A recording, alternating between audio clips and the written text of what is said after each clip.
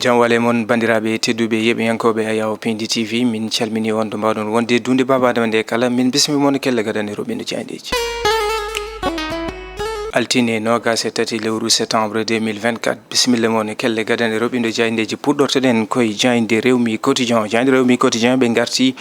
mo ganduɗa meɗino wonde hoorejo leydi Sénégal Macky Sall o arti e ko yettuno wonande reddition des comptes sabotage campagne Amadou Ba e sungoji lefol laamu jawtuɗi ɗi o arti ha joni e wonande tumedemo complot hakkude makko e nguɗo laamu kesu kanko Macky Sall o arti hen kono arti ha joni e wasde kadi yonnude kamɓe jogade mette ɓen ɓe ganduɗa ko nguɗo laamu hande oɗo saaha ne daari fawde fitina yoga e ɓen ɓe ganduɗa ko ɓen tigui goni ɓe o gollotono e tuma laamu makko kanko hoorejo leydi gonnoɗo hoorejo leydi Sénégal Macky Sall ƴeewoyen jayde l'évidence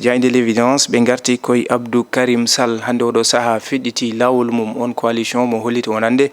anni o ko yaade ɗin sungoji subaɓe dental kono l'évidence arti ha joni e coalition Diomaye président hande o saaha de jeytama e tarik ne wayno ɗum ko caggal nde Ousmane Sonko holliti ne wayno ɗin sungoji to bowal gendire leydi Sénégal ko landa Pastef yahata kono won mo ganduɗa ko maître Moussa Diop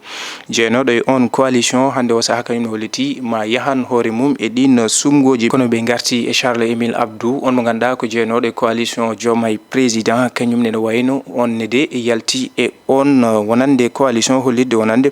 Ousmane Sonko o saaha de ne wayno hande o ko trahison tigui woni ko waɗi e on coalition Diomaye président en ƴeewoytu jayde li quotidien ɓe garti koye kanko Ousmane Sonko yiide li quotidien Ousmane Sonko o saaha ngal pellital ngal o ƴetti ko dogdu dow huɓere beele ma o waw tabitinde ha joni ɗen dole ɗeɓe keɓno ɗum noon koye sungoji lefol laamu ɗi ganduɗa jawtino on 54% beele ɗum ma laato walla ala ɗum ko caggal nde o ƴetti pellital wonande ɗin sungoji subaɓe dental ko liste Pastef kan landa woni ko yahata kono ɓe garti e ngal ɗo tippodiral to banggue ƴamodiral hakkude PDS kame Alliance pour la République PS mo tahaw PS kame tahaw Dakar wondude e on mo ganduɗa ko Amadou Ba hande o saaha mbeɗodiri juuɗe beele yaade e ɗin sungoji subaɓe dental jayde li quotidien arti hen jayde le quotidien ɓe garti koye préparatif des élections en évolution wonande ɓe garti ko e on mo ganduɗa ko Ousmane Sonko ngal peltital ngal o ƴetti wawde yiide ko Pastef yahata e ɗin sungoji subaɓe dental kañum e alliéji mum kono ɓe garti e on coalition Diomaye président on sacrifice mo Ousmane Sonko waɗi ɓe garti e PDS kame APR hande oɗo saaha mbeɗodiri juuɗe gam yadude e ɗin sungoji ɗi ganduɗa ko subaɓe dental Amadou Ba ɗuggiti ko ɓuuri capantati lande kame mouvement ji ɓen kala mbeɗodiri juuɗe beele dañde kewal toon to bowal gendira leydi Sénégal jayde le quotidien arti hen kono ɓe garti e Farba Ngom mo ganduɗa on perquisition waɗama galle mum kanko Farba Ngom mo holliti ɗum ɗo de ko toñangue umorade e laamu leydi Sénégal ɓe garti le quotidien ha joni e Lat Diop mo ganduɗa hande o saaha nana e garde à vue jayde Besbi le jour les grandes écuries ɓe garti koye moɓodiral to banggue juppodiral wonande landaji kam e mouvement ji on coalition Amadou Ba PS Halifa Ababacar Sall o saaha ɓe mbeɗi ɗum juuɗe beele ɓe jaada dañde kewal toon to bowal gendira leydi Sénégal PDS hande oɗo saaha ɓe kolliti ne wayno ruttima e yiyete ko landaji ɗin ɗi ganduɗa ko cerendiɗi ɗi ruttima e opposition tawtoyi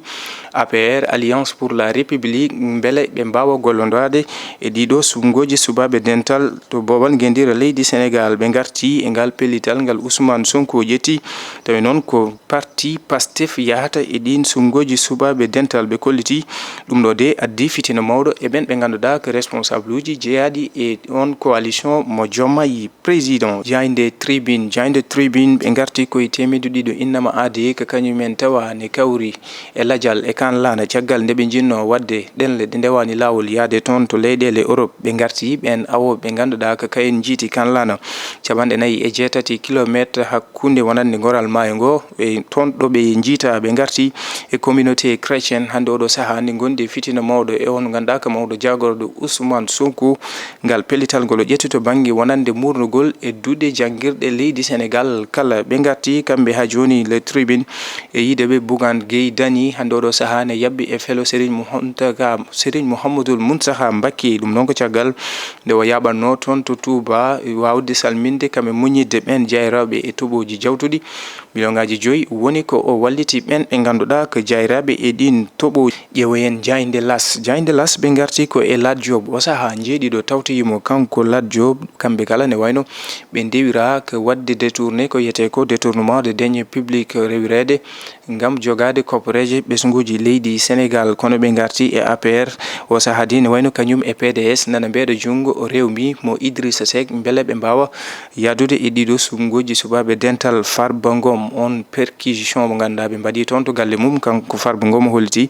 yo laamu ngu andu hay lawol gotol o hulani ko yete ko reddition des comptes nde o lodda foof omo pari notade kono noon warte yiide wonande noon no laamu ngu waɗirta ne wayno yadani e lawol jayde l'observateur ɓe garti koye ɗen ɗalle ɗe ndewani lawol ɓen hawruɓe ladial tawaɓe e kan lana kane haya kono ɓe garti e manœuvre e coup bas ɓe garti koye ngal joppodiral to banggue landaji kam e mouvement ji ɓe garti e Amadou Ba AFP kam e mo ganduɗa ko Halifa Sall hande oɗo saaha ɓe mbeɗodiri juuɗe beele dañde kewal toon to ɓe ganduɗa ko assemblée nationale kono ɓe garti e Pastef mo ganduɗa kay tigui o saaha teɗini becce beele wawde dañde majorité toon to subaɓe toon mbiyen to assemblée nationale ɓe garti kamɓe l'observateur ha joni e omo ganduɗa ko Farba Ngom caggal nde perquisition waɗa toon to galle mum en jeewoytu jayde les échos ɓe garti koye Halifa Ababacar Sall Déthié Fall kam e Serigne Moustapha Sy kañumenne de nanayi moɓodiral mawgal to banggue wadde coalition beele dañde ko yete ko majorité toon to assemblée nationale kono ɓe garti omo ganduɗa ko PDS wondude e parti Alliance pour la République hande o saaha mbeedi jungo kanko Idrissa Seck mo landa rewmi beele ɓe mbawa yadude e ɗin sumgoji subaɓe dental ñande 17 lewru novembre jayde Walf Quotidien ɓe garti koye polémique toon to ɓen ɓe ganduɗa ko duuɗe Issa Yankoɓe ɓe caggal ngal pellital ngal Ousmane Sonko ƴetti ko fawtuno e alhaali murnugol ɓe kolliti wonande ɗen duuɗe Issa Yankoɓe hande o saaha nde gondi e mettere mawde kono namdimo Ousmane Sonko nde wawata hollude neware kam e nedi yoga e duuɗe janguirde ha ɓuuri tengtude kadi e duuɗe Issa Yankoɓe jayde Walf Quotidien arti hen jayde l'éveil ɓe garti koye Abdou Karim Sall mo ganduɗa sosi on coalition mo yi ande si kolute guir Sénégal kanko Abdou Karim Sall holliti ngol lawol ngol o feɗɗiti ko gam tigui wawde ƴeewoyde wonande to banggue ɓen ɓe ganduɗa ko sardiyankoɓe to bowal guendira leydi Sénégal kanko Abdou Karim Sall holliti ngal moɓodiral ko gam deƴal leydi Sénégal kono ɓe garti e laamu leydi Sénégal ne wayno sembini nden kay kisal mum to banggue funnague leydi ndi wawde huccodirde kono kadi rewidade to banggue wonande e deƴal kamen nden kay kisal ɓen ɓe ganduɗa ko owninkoɓe ɓe to banggue funnague jayde l'éveil arti hen bandiraɓe tedduɓe yeeɓiyankoɓe a yawo Pindi TV ɗum woni ko min ɗoɓinnomon e kelle gaden e subaka hande o min dokon aadi talata janggo so hawre welede Allah ɗo e nden yon gon e jaam.